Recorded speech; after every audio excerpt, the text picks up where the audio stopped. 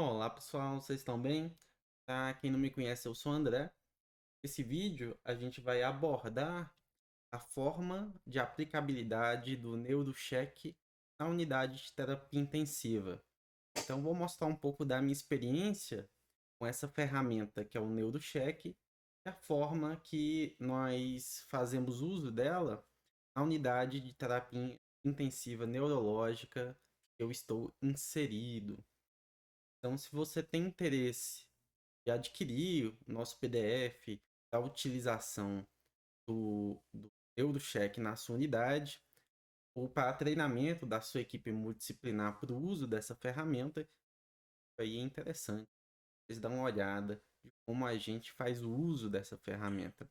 Da mesma forma, se você tem interesse aí de produzir de acordo com as suas experiências, de acordo com a sua própria unidade, o próprio NeuroCheck da sua unidade intensiva, da sua unidade de assistência, é sempre bom dar uma olhada no que os outros serviços estão fazendo, o que os outros serviços estão usando, para você se basear, juntar com as informações que você tem no seu serviço, com a experiência da sua equipe, para criar a própria ferramenta da sua.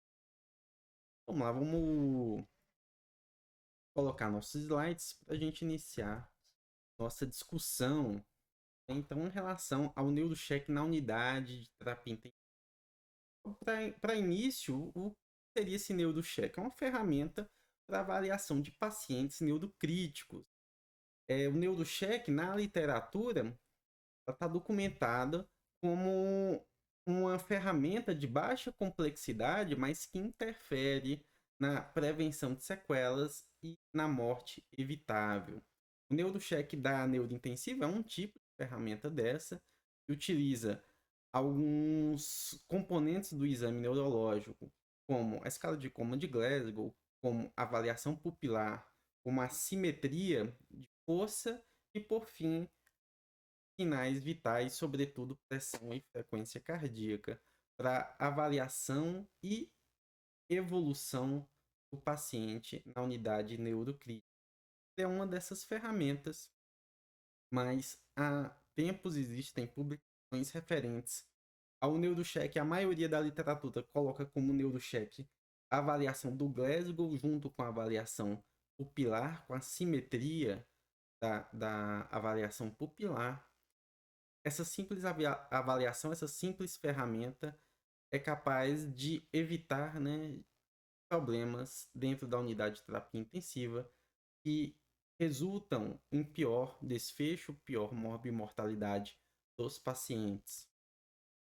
Quando fazer o NeuroCheck? Em todo tipo de paciente que a gente precisa aplicar esse tipo de ferramenta, realizar esse tipo de intervenção, mobilizar a equipe multidisciplinar para a realização desse tipo de esforço, pacientes neurocríticos, sobretudo aqueles pacientes na fase aguda, né? A gente costuma considerar fase aguda, sobretudo as primeiras 72 horas da internação do paciente neurocrítico.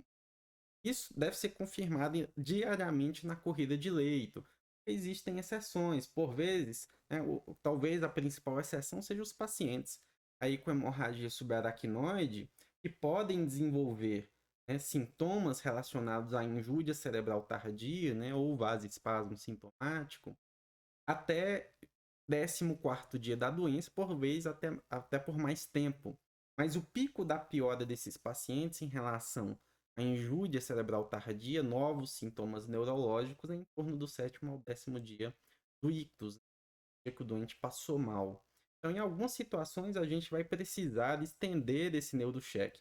Pacientes que tiveram nova piora aguda, ou então pacientes que ainda estão gravemente enfermos, mesmo após 72 dias de internação. Na unidade que eu estou inserido, como regra, nos pacientes neurocríticos, a realização nas primeiras 72 horas de internação, independente da gravidade. Às vezes o paciente foi num contexto pós-trombólise ou de doença grave, ou às vezes ele foi pós uma crise epilética e está evoluindo relativamente bem, mas independente da gravidade, aí nas primeiras 72 horas é realizada de forma protocolar, e após esse período, caso seja necessário a manutenção, vai ser reavaliado pela equipe multidisciplinar no contexto da corrida de leito diária, na evolução diária, horizontais, e na evolução diária, junto à equipe multidisciplinar, a gente informa se esse paciente vai necessitar ou não de continuidade da realização do neurocheck e a justificativa para tal. Em quem fazer? Nos casos dos pacientes acordados, a gente faz toda a rotina do nosso neurocheck. Caso de como de Glasgow, avaliação pupilar, avaliação da simetria de membros, né? A gente utiliza a escala do MRC, mas de uma forma mais simplificada, dando ênfase sobretudo à simetria. Como a gente costuma falar, neurologia é simetria. E relacionando os sinais vitais, sobretudo a discordância entre frequência cardíaca e pressão arterial pode ser um sinal, apesar de ser tardio, mas pode ser um sinal da tríade de Cushing, sinal de hipertensão intracraniana. E nos pacientes que estão sedados, a gente dá mais ênfase à avaliação pupilar e aos sinais vitais, uma vez que a gente, pacientes sedados, não vai utilizar mais a escala de Coma de Glasgow, a gente costuma, no meu ambiente de serviço, pode existir em outras escalas, a gente utiliza mais a escala de Hess, e nos pacientes de coma, né, geralmente, Glasgow é 3 de forma específica. Então, esse é o neurocheck da neurointensivo. Alguns serviços que eu estou inserido já tem variantes próprias, próprio serviço, como eu vou mostrar. Tem uma variante com o guia, né, a máscara de pupilas, né, guia para avaliação do tamanho da pupila. Né. Eu costumo usar muito aquelas lanternas ou canetas que tem já o guia de pupilas, mas você pode inserir no seu serviço, por exemplo, dentro do próprio NeuroCheck.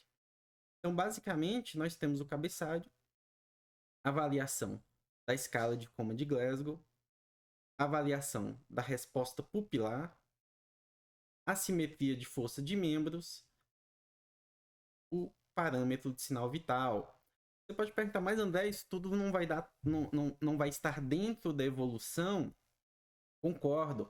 Mas, por exemplo, a evolução do horizontal, do plantonista técnico de enfermagem, ela vai acontecer realmente a cada 6 ou 12 horas em um plantão.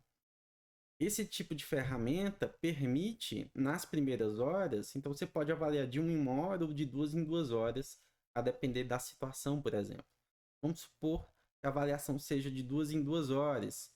Então, na primeira avaliação que você vai fazer, você percebe que o paciente está com Glasgow, aqui abertura ocular 4. Já na segunda vai para 3, na terceira iria para 2. Então, de forma visual, você percebe que o paciente está tendo uma deteriorização dentro do seu plantão, com avaliação rotineira aí de 1 em 1, de 2 em 2 horas. Em contrapartida, às vezes você só iria perceber na mudança de plantão quando o próximo plantonista, o próximo técnico responsável pelo leito, iria avaliar o paciente, comparativamente a ver, poxa, avaliação prévia, abertura ocular estava 4, agora a minha está 1, algo mudou. Então, visualmente e de forma precoce, você consegue ver que o paciente está deteriorando, que o paciente está piorando. Da mesma forma, a avaliação pupilar, você consegue perceber em poucas horas que a pupila do paciente está discordante da avaliação anterior, em vez de apenas ser realizado uma vez no plantão se você não institui uma ferramenta de forma rotineira. Se você institui, não, realiza o neurocheck de 1 em 1 hora, mas se você não tem a ferramenta, ou se você não tem o treinamento da equipe para a utilização da ferramenta, às vezes a pessoa não sabe, não vai ter a noção, poxa, o que é que eu vou precisar fazer em relação a esse neurocheck? Às vezes, será que é a escala de Coma de Glasgow apenas, mas o Glasgow não avalia pupila. Às vezes a pupila do paciente abriu, ele está fazendo uma anisocoria, e o Glasgow dele inicialmente já era 3, porque ele é um paciente gravemente enfermo. E a única alteração do exame neurológico é uma anisocoria, que aí você vai perder, porque muitas vezes o seu plantonista fez apenas a escala de Coma de Glasgow, o técnico de enfermagem não foi treinado para detectar esse tipo de alteração. Da mesma forma, a força dos membros, o primordial é a simetria. Obviamente, a gente usa a escala mais conhecida, que é a do MRC, mas sobretudo nos treinamentos, a gente sempre fala para dar ênfase na simetria de membros. Então, se o paciente começa normal, com força 5 e 5 nos membros, eventualmente ele pode ter uma piora, 5 e 3, por exemplo, e essa simetria é o que deve ser mais considerada. E por fim, de forma visual, se o paciente está evoluindo com hipertensão, e isso visualmente, em vez só depois de 24 horas, que você vai checar o balanço e para ver o que aconteceu com o paciente. Você aqui na escala, visualmente, você vê que a pressão está ascendendo e a frequência cardíaca, de forma concomitante, está decaindo. Então, são dois dos componentes da tríade de Cushing que pode refletir no paciente que está piorando em relação à pressão intracraniana. Vamos por cada componente, descrever cada componente. Então, cabeçalho, basicamente, é para não ter fator confundidor quando a gente for avaliar, interexaminador. Então, nome do paciente, a data, o turno do plantão, ou então o horário específico. De quantas em quantas horas a gente vai avaliar, isso é feito aí de forma protocolar, a depender do serviço. Tem serviço inserido quase de 1 hora, mas no geral a cada 2 horas. Então, se o plantão, por exemplo, do técnico, da técnica de enfermagem, tem 6 horas, eles vão avaliar esse paciente aí 3 vezes no seu plantão. 3 vezes, às vezes quando forem medicar o paciente, às vezes quando for fazer a mudança de decúbito, que costuma ser a cada 2 horas, ele aproveita e já faz um neurocheck, o qual ele foi treinado para tal. Então, por exemplo, 14, 16, aí 18 horas, aí 3 vezes num plantão, por exemplo, período da tarde, no período da manhã, por exemplo, as horas que são estabelecidas, pode ser feito a cada 2 horas. Em relação à escala de coma de Glasgow, é justamente a escala de Glasgow atualizada, baseado aí na atualização de 2015. Lembrando, quando o paciente está entubado, a resposta verbal ela é considerada 1, isso é de forma protocolar, considerada 1, e a gente coloca um T ou TQT para descrever que há 1, mas porque o paciente não conseguiu verbalizar por conta dos dispositivos. Então, veja só, como eu falei, se o paciente está flutuando dentro do seu plantão, você consegue visualmente ter essa noção para comunicar à sua equipe. Então, você visualmente consegue ver essa deteriorização. Ela está aqui representada, talvez seja o grande benefício dessa escala da neurointensiva, é porque ela permite uma demonstração visual imediata em poucas horas do que está acontecendo. O nosso paciente, qualquer um pode pegar e ver, poxa, ó, olha o que aconteceu. O paciente, ele, de fato, está deteriorando durante esta manhã, ele teve uma piora durante esta manhã. Da mesma forma que ele permaneceu entubado, então, TTT. E aqui, assim como ele teve uma queda na abertura ocular, ele teve uma queda também na resposta motora. Então, no início do plantão, o paciente estava de uma forma, no final do plantão, ele estava de outra. E percebam que esse paciente está entubado e, por vezes, é relativamente mais difícil. O paciente ele não consegue queixar, de forma satisfatória, uma vez que tem um dispositivo, a verbalização dele, a fluência está prejudicada por conta disso. Às vezes é difícil perceber esse tipo de mudança ao longo do dia. O plantonista, às vezes, da tarde, chega, poxa, tem um paciente entubado. Às vezes ele vai pensar que o paciente está gravemente enfermo, ou o paciente teve a sedação desligada há poucos momentos. Então, se ele vê no neurocheck próprio do paciente que estava no leito, poxa, de manhã o paciente estava em outra condição e estava relativamente bem. Ele vê essa curva descendente, ele rapidamente percebe que o paciente teve uma piora. Isso pode mudar a conduta, gerar intervenções. Então a gente considera o neurocheck alterado em relação à avaliação de consciência, avaliação do nível de consciência através da escala de coma de Glasgow. O paciente teve uma queda de 2 ou mais pontos entre as avaliações, comparativamente. A primeira avaliação das Essa segunda, o paciente teve queda, assim, de 2 ou mais pontos. E aqui a representação da escala de coma de Glasgow atualizada, né? Então, é o resumo do que a gente falou até agora, utilizar o T. Aí, se o paciente estiver com algum dispositivo ventilatório. E aqui é a própria escala de coma, né, atualizada, caso vocês forem treinar, podem pausar o vídeo e ver, né? De fato, forma resumida em um único slide. É só relembrar quando a gente vai fazer estímulo de pressão, né, o estímulo álgico no paciente, lembrar os locais específicos e mais efetivos para realizar o estímulo álgico. Então, leito ungueal, lembrando que paciente vítima de lesão traumática com suspeita de TRM, o ideal é fazer estímulo acima das clavículas, ou seja, no leito ungueal, o ideal é que não seja utilizado. Você pode fazer no trapézio, né, que é a pinça trapezial, é discreto, não costuma causar hematomas, e na incisura supraorbitária, você vai estar estimulando aí o nervo craniano quase que diretamente, o ramo oftálmico do nódulo.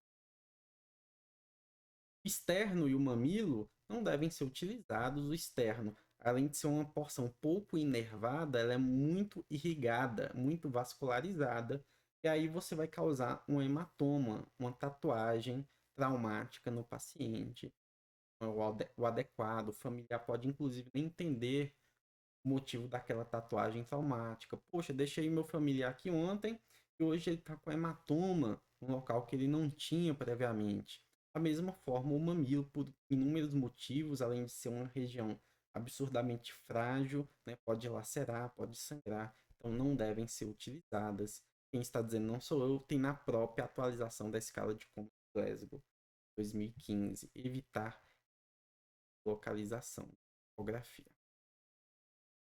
Em relação à pupila, né? Então, como eu falei, você pode colocar um guia ou máscara de pupila para que quem estiver realizando o exame poder se basear. Mas além do tamanho, que é importante, se o paciente está em miose ou se o paciente faz midríase, obviamente é importante. O mais importante na neurologia é a simetria. Neurologia é simetria. Então, mais importante que descrever de forma absurdamente correta milímetros da pupila, que às vezes a pessoa fica na dúvida. Poxa, André, fiquei na dúvida entre 3 e 4, ou entre 4 e 5, isso não vai causar tanta diferença no paciente. Mas a simetria, sim, é o mais significativo. Então, por exemplo, a pupila esquerda, a gente vai colocar o tamanho que a gente acha que o doente teve e se ela reage ou não à luz. Da mesma forma, a direita. Essas pupilas, elas estão reagindo à luz, ok? Elas estão do mesmo tamanho. Pupilo. Essa pupila, apesar de estar miótica, elas também estão reagindo à luz e estão simétricas. Às vezes o paciente fez uma sedação recente com um benzodiazepínico com um opioide, por exemplo, nessa situação. Já esse paciente, além de estar midriático, com pupilas dilatadas, essas pupilas não têm reação à luz. Já não é o normal, já não é o convencional. A gente pode ver isso em algumas situações graves, como pós-parada cardíaca imediata, por exemplo. E por fim, esse paciente é o que a gente tem uma anisocoria, ou seja, pupilas de tamanhos diferentes. E além disso, a pupila, uma está reagindo e outra não está reagindo à luz. Temos pupilas de tamanhos distintos, né? Onde uma não reage à luz. Possivelmente a que não ia reagir à luz era essa de 7 milímetros. Então aqui era para ter um 3 mais, por exemplo, 7 menos. Pode dar situações. Pupilas anisocóricas.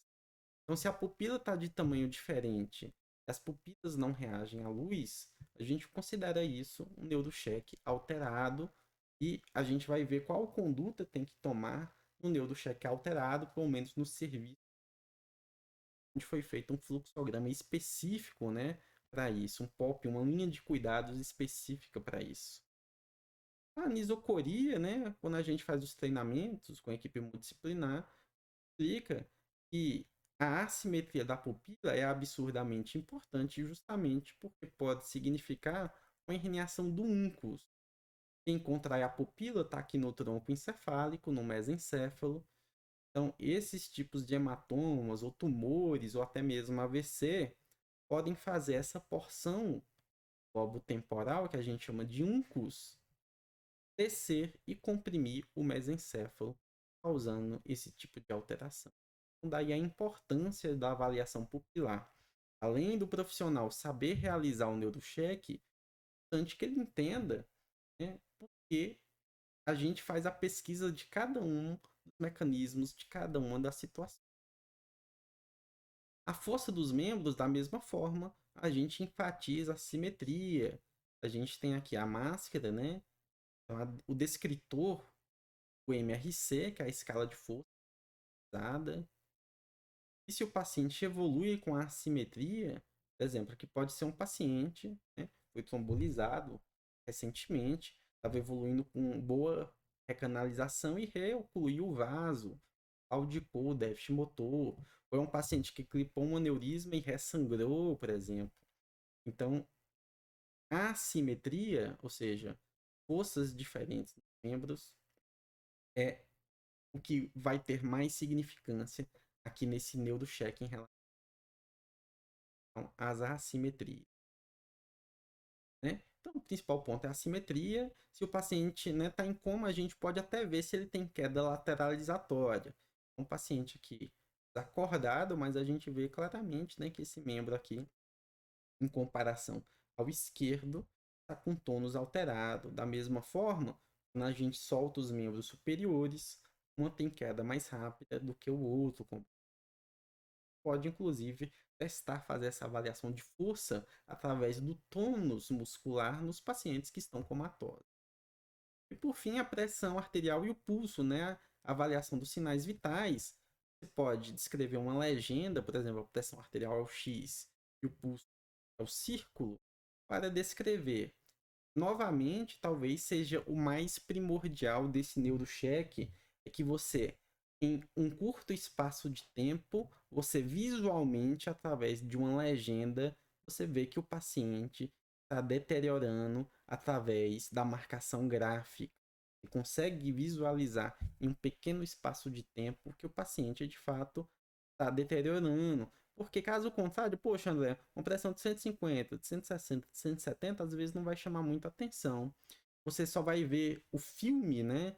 Todo o contexto, às vezes 24 horas após, quando você vai pegar o balanço das 24. Né? E o balanço das 24 horas não é realizado dessa forma de gráfico. E aqui, visualmente e rapidamente, você já pode deduzir que o paciente está tendo uma piora da pressão intracraniana, já tomar uma conduta que pode beneficiar o paciente. Então, como é que eu uso, né, na unidade que eu trabalho, como é que a gente usa isso no dia a dia? Então, se o neurocheck está alterado, seja na queda de mais de 2 ou mais pontos na escala de coma de Glasgow, ou pupilas sem reagir à luz, ou de tamanhos diferentes, né, anisocóricas, ou assimetria nos membros, né, uma assimetria aguda em relação aos membros, ou uma piora aguda da força motora do paciente, ou uma frequência cardíaca discordante com a pressão arterial, uma pressão subindo enquanto a frequência está descendo, isso a gente considera o neurocheck alterado. Né? Na nossa unidade, ele é realizado, né, a cada uma em 1 hora ou a cada 2 em 2 horas, depende da situação, pelo técnico ou técnica de enfermagem. Obviamente, o neurologista, o horizontal e o plantonista realizam seu neurocheck, mas às vezes não dessa forma tão rotineira de 1 em 1 ou 2 em 2 horas, a depender da situação. Então, avaliado pelo técnico ou técnico, uma vez que ele está alterado, ele vai informar o supervisor de enfermagem descrever isso em prontuário. O supervisor vai confirmar, uma vez que ele esteja diante de um neurocheck normal avaliado pelo supervisor, o supervisor vai repetir em 15 minutos. Por que isso? Porque às vezes o exame neurológico de fato é flutuante. O paciente pode estar claudicando o déficit, ele pode ter tido uma IP, ele pode ter tido uma crise epilética, que o técnico ou técnica de enfermagem prontamente visualizou, mas quando o segundo profissional foi confirmar, já tinha sumido. Então, esse neurocheck, inicialmente alterado, uma vez dito normal, deve ser confirmado. É assim que a gente faz na nossa unidade. E se de fato o neurocheque alterado for confirmado, além da descrição, né, vai comunicar ao plantonista no momento. Então, o plantonista da terapia intensiva, que prontamente avalia o paciente, avalia a necessidade de tomografia de crânio de urgência, comunica a neurologia ou a neurocirurgia, dependendo da situação do diagnóstico primário do paciente. É isso, pessoal. O NeuroCheck é uma ferramenta que eu utilizo, né? Esse NeuroCheck específico é uma ferramenta que eu utilizo há muitos anos e partiu a criação desse NeuroCheck da necessidade de um cuidado protocolar, de uma avaliação protocolar realmente gráfica, para que você visualize que o paciente está piorando em um curto período de tempo. E quando você vai para a literatura em busca de neurochecks, em, em muitas publicações ele é feito apenas com a escala de coma de Glasgow, no máximo com Glasgow mais avaliação pupilar. É bem discordante a depender dos serviços que você está inserido, e o ideal é fazer uma padronização nos locais em que a gente trabalha, né? Sobretudo para benefício do paciente. Pela literatura, essa avaliação rotineira tem sim benefício. Então é isso, pessoal. Era esse tipo de apresentação que eu queria fazer. É só para vocês entenderem como é que a gente utiliza o NeuroCheck na nossa prática, como é o NeuroCheck da neurointensivo que a gente aplica em alguns hospitais e o motivo pelo qual a gente teve a necessidade de fazer a criação desse tipo de ferramenta. Então, até a nossa próxima discussão. Até lá, bons estudos. Apliquem na prática de vocês o NeuroCheck, treinem suas equipes e, porventura, desenvolvam, né, dos serviços de vocês a depender da realidade local. Então, a gente fica por aqui. Até mais.